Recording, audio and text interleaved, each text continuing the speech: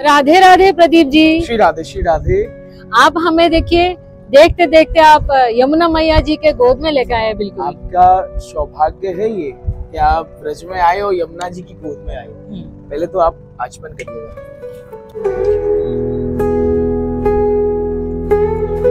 तो ये यमुना जी की महानता है, आपको बुलाया, यमुना जी की असीम कृपा है। अच्छा, एक चीज बताइए, जैसे हम लोग बहुत सारे लोग बाहर से आते हैं, देश दुनिया से आते हैं यहाँ वृंदावन धाम में, आते के साथ प्रवेश करते ही ऐसा क्या करे जो प्रभु जी हमारे ठाकुर जी रिझ जाए हमसे? देखो, सर्वप्रथम तो वृंदावन की रज है। रज में आपने प्रवेश किया, जैसे आपने प्रवेश किया पहले तो रजरानी को प्रणाम करना है। ठाकुर जी रजरानी का वो महत्व है कि ठाकुर जी ने अपने मुखारविंद में रजरानी को स्पर्श कराया। जब आपने देखा होगा, जब बाल कृष्ण का रूप था तो माटी खाई तो ब्रजरज खाई। सर्वप्रथम ब्रजरज प्रणाम करना है, द्वितीय वृक्ष को प्रणाम करना है, तृतीय यमुना जल को आचमन करके उसको प्रणाम करके स्नान कर सको तो स्नान करना है तो आचमन करके। चौथा है हमारे वृंदावन में गोपेश्वर महादेव, उनको जल चढ़ा करके उसके बाद ब्रजवासियों को प्रणाम करके उसके बाद आप वृंदावन में भ्रमण कीजिए। सर्वप्रथम क्या, वृक्ष इतना पवित्र है कि ठाकुर ने ऐसे कई वृक्ष हैं जहाँ ठाकुर ने अपनी लीलाएं की हैं। आपने देखा हो चीर घाट, चीर घाट है पास में, जी जाएगा, उस पर बैठ करके चीरों को चुराया, वस्त्र चुराई यमुना स्थान, यमुना बनाने के। तो आप स्नान कर रहे थे गोपियां, ठाकुर को पसंद नहीं आया कि निवस्त्र होकर आप स्नान कर रहे हो, तो उन्होंने चीर चुरा ली, उनके वस्त्र चुरा लिए, तो उनको अनिष्ट किया था ठाकुर जी। तीसरा यमुना रसरानी, ठाकुर की पटरानी है यमुना रसरानी। और तीसरा देखा जाए तो यमराज की बहन है। आप यमुना का पूजन करेंगे, यमुना स्नान करोगे, यमराज कहता है कि यमुना स्नान करने से आपको अकाल मृत्यु का फल वो नहीं मिलेगा, अकाल मृत्यु नहीं हो पाएगी आपकी, ठाकुर जी की मोक्ष की प्राप्ति होगी यमुना स्नान करने। चौथा भगवान गोपेश्वर महादेव, आपने देखा वो सबसे प्रिय श्रृंगार किया था ठाकुर का जब महाराष्ट्र में गोपेश्वर बनकर आए थे गोपी रूप में, तो ठाकुर खुद मोहित हो गए गोपेश्वर में, तो उनको वृंदावन विराजमान कराया। आप दर्शन करिएगा, आज भी ठाकुर जी भोलेनाथ नथ पहनते हैं।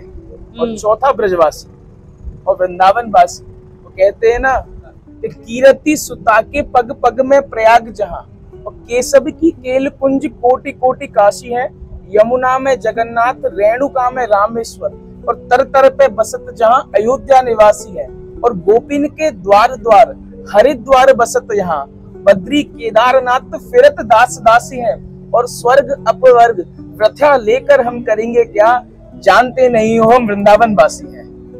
तो वृंदावन और ब्रज की यही मानता है, ब्रजवासियों की यही मानता है। देखो, आप लोग आए, ये आपका भाग्य है कि आप वृंदावन आए, और हमने ब्रज में जन्म लिया, वृंदावन में जन्म लिया, ये हमारा सौभाग्य है। राधे राधे।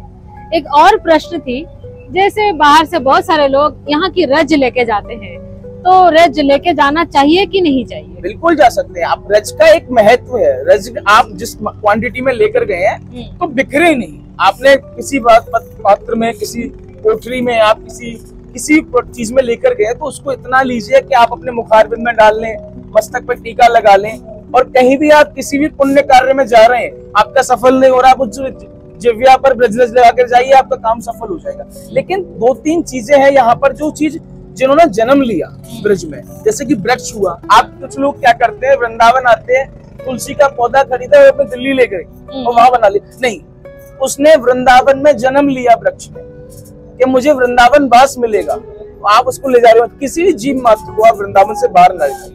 यमुना जल भी लेकर जाए तो उसको छान करके लेके जाए, तो इसमें कोई छोटा सा जीव मात्र हमारे ब्रज को छोड़ करके बाहर ना चला जाए। ये है, रज को आप ले जा सकते हैं, मस्तक लगाइए, अपने कार्यों में जा रहे हैं उसको लगा कर जाइए, रोज नित्य माथे पर लगाइए, जिव्या पर डालिए। बिल्कुल, बहुत अच्छी बात है। अच्छा, और एक इससे रिलेटेड एक प्रश्न है, जैसे अभी बहुत सारे ब्रजवासी जो है ओरिजिनली जो यहाँ पे हैं वो तो है ही, लेकिन बहुत जो नए सिरे से ब्रजवासी बने हुए हैं, वो लोग अपने साथ काफी सारी चीज लेके आते हैं ब्रज धाम में। जैसे कोई छोटा पौधा हुआ या कोई चीज हो गया, तो उसका क्या जो पौधा है या कोई बीज है, तो वो लाके यहाँ पे वृक्षारोपण कर सकते हैं उसका? आप बाहर से लाकर तो कर सकते हैं, यहाँ से लेके नहीं जा सकते। ऐसे आप वृंदावन की कोई जीव मात्र ने जन्म लिया कि मुझे ब्रजधाम मिलेगा, मुझे गोलोकवास मिलेगा। हाँ। कि आप ब्रज में अगर किसी की शांत होता है ब्रज में तो उसका सौभाग्य है। अब आप उसको ब्रज से बाहर ले गए, हाँ। वृंदावन में ब्रज में से कोई भी चीज बाहर नहीं आता। एक गिरिराज पर्वत है हमारे यहाँ पे, हाँ। गिरिराज का पर्वत, उसकी शिला को आप नहीं ले जा सकते। हाँ। वो ब्रज में इसीलिए आए कि मुझे ब्रजवास मिलेगा। वो वैसे ही घट रहा है बेचारा, किल रोज घटता है। हमारे गिरिराज जी तिल के बराबर रोज घटते हैं, वैसे ही घट रहे, तुम उनको और ले जाओ। तो उनका आप घुटमल चल के उनको वापस करने आओगे, उनका ये आशीर्वाद नहीं देंगे आपको, वो आपको कष्ट ही देंगे उस समय। बिल्कुल। ब्रज से आप कुछ मत ले जाइए, रज लेकर चले जाइए, कोई इशू नहीं। जीव मात्र को मत ले जाइए, किसी भी जानवर को, किसी भी छोटे मोटे जानवर को मत ले जाइए। जी जी। और एक प्रश्न है, जैसे वृंदावन के निधिवन में जो रंग महल है उसका महत्व बताइए। देखो, रंग महल का महत्व तो वर्णन के मुताबिक ही नहीं है, वो तो एक एहसास की चीज है कि ठाकुर वहां आज भी नित्य आते हैं।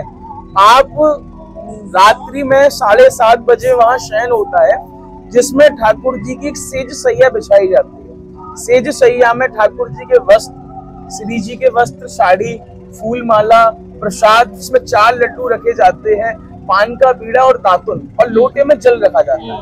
रात्रि में आप रखकर जाएंगे के और 7 तालों में उस गेट को बंद करके जाएंगे।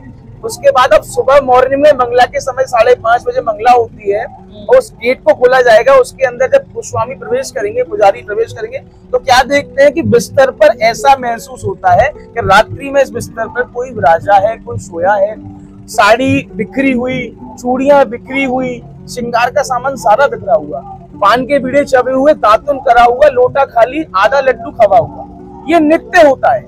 और आज तक वहां किसी ने कैमरा यूज किया कि हम भाई कैमरा लगा जाए, तो कैमरा लगा।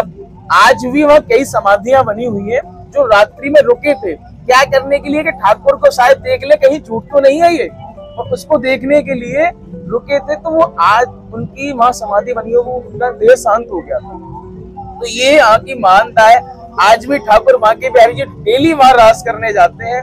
वहाँ ठाकुर जी, श्री जी विश्राम करती है, उनके चरण दबाते हैं। एक सेवा कुंज है, वहाँ श्री जी के चरण दबाते हुए दर्शन, वो दर्शन 3 लोक में नहीं है, सेवा कुंज। ऐसी हमारी ब्रज की लीलाएं हैं, ठाकुर की लीलाएं हैं, आनंद के रस।